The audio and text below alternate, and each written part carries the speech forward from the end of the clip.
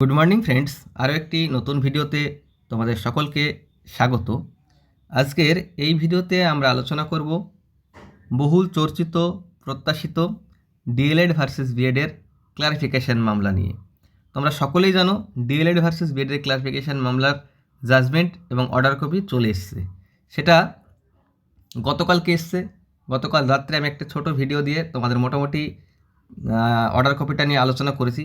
আজকে বিস্তারিত আলোচনা করব অর্ডার কপিটা নিয়ে। এছাড়াও 2022 যে বিএড টেট পাস সার্টিফিকেটগুলো এখনও আছে তাদের সে সার্টিফিকেটটা কী হবে, এবং 2022-এর যে ফ্রেশ ডিএলএড ক্যান্ডিডেট আছো তাদের জন্য আগামী দিন কী করণীয় সেই পূর্ণাঙ্গ আলোচনা এই ভিডিওতে করা হবে।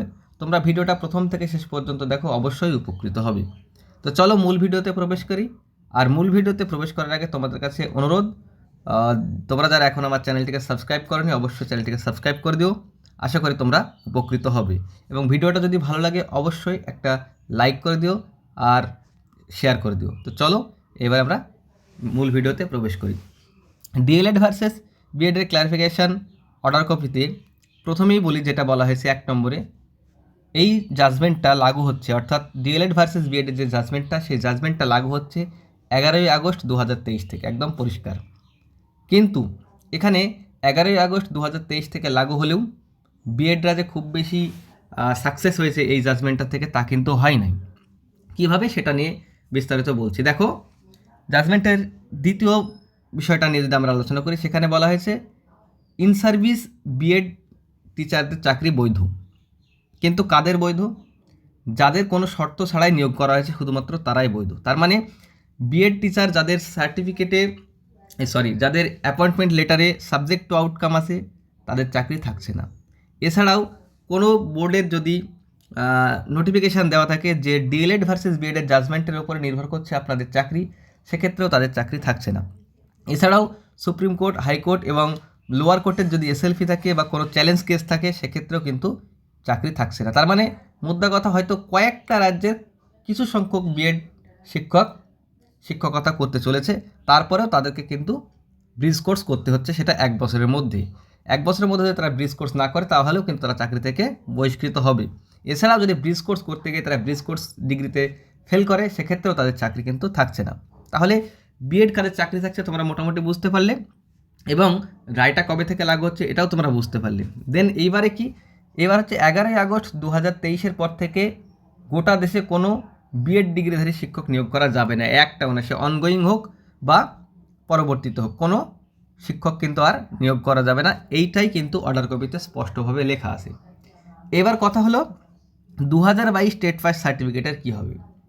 দেখো, এখানে কিন্তু বলা আছে একটা কথা, যে কোনো রকম নোটিফিকেশান বা শর্ত সাপেক্ষে যদি নিয়োগ করা হয় সেক্ষেত্রে তাদের চাকরি বাতিল করা হবে। আমরা সকলেই জানি 2022 টেট যে এক্সাম হয়েছিল সেটাও কিন্তু শর্ত সাপেক্ষে, সেখানেও কিন্তু এসএলপি করা ছিল। সেই এসএলপিটা কিন্তু পর্ষদ নোটিফিকেশান আকারে উল্লেখও করে দিয়েছিল, বলে দিয়েছিল পর্ষদ যে 2022-এর যে টেট এক্সাম হচ্ছে এই এক্সামটা নির্ভর করবে ডিএলএড ভার্সেস বিএডের জাজমেন্টের উপর। তোমরা সকলেই জানো ডিএলএড ভার্সেস বিএডের জাজমেন্ট কি, সেখানে শুধুমাত্র ডিএলএডরাই জিতেছে, অর্থাৎ প্রাইমারিতে ডিএলএডরাই এলিজেবল।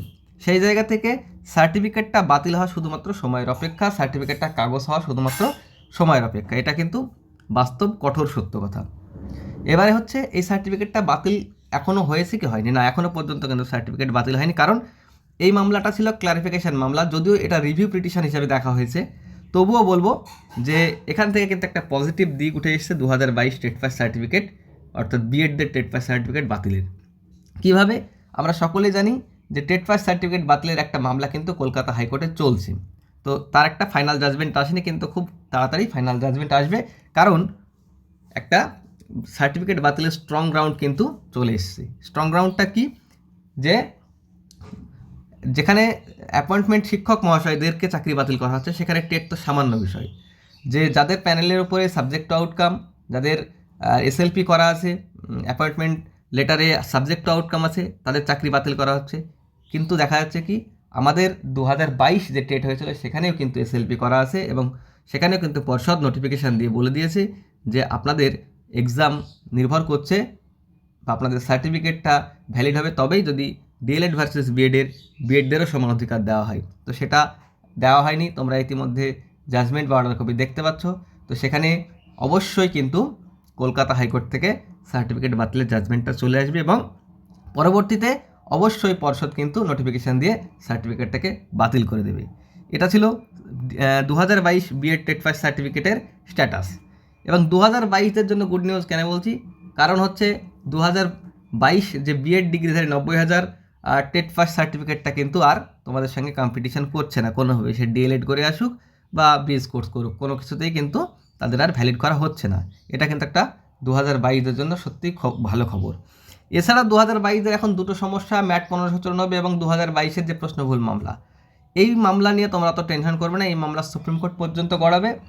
সেক্ষেত্রে 1-1.5 বছর 2 বছর পর্যন্ত কিন্তু এই মামলা চলতে থাকবে। সে জায়গা থেকে 2022-এর নোটিফিকেশান আশা করা যায় চলে আসবে এবং রিক্রুটমেন্ট প্রক্রিয়াও শেষ হয়ে যাবে। তো এই নিয়ে টেনশন করার কিছু নেই। তোমরা এখন আপাতত তোমাদেরকে বলবো ইন্টারভিউ প্রিপারেশান নিতে থাকো। ভোটের পরে নোটিফিকেশান আসলে তোমাদেরকে কিন্তু ইন্টারভিউ ফেস করতে হবে। Thank you.